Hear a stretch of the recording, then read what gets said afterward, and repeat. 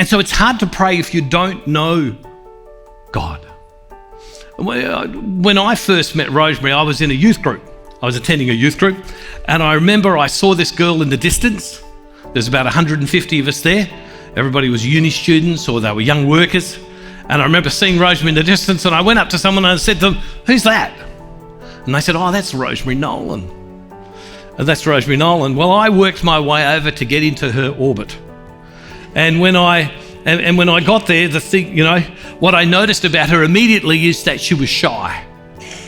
Like she was shy, she just didn't talk. And I liked that. That was a challenge. Rosemary is an identical twin sister. So which you could tell them apart, but you always used to play this thing, I don't know which one you are, but I always knew, And what I noticed about her very quickly is that she was smart. And she had opinions on things, and she was intelligent. And I also noticed she liked me. I mean, I understood that, but I noticed that she liked me. But I didn't really know her, did I? What I needed to do is, whilst I looked at her and I thought, "You're cute," we had some conversation, we kind of got on, but I didn't still know her.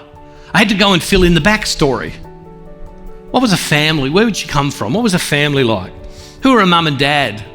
Where'd she been? What were her brothers and sisters like? Where she lived? What had she done with her life? What interested her? What various events in her life had shaped her?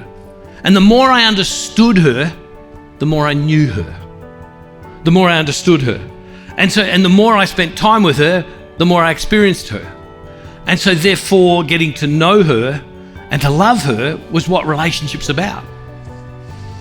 But if all of our understanding of God is just a book understanding of God, how do we love God? And yet the problem is that the example falls short, because how do you describe God who is infinity? How do you describe perfection?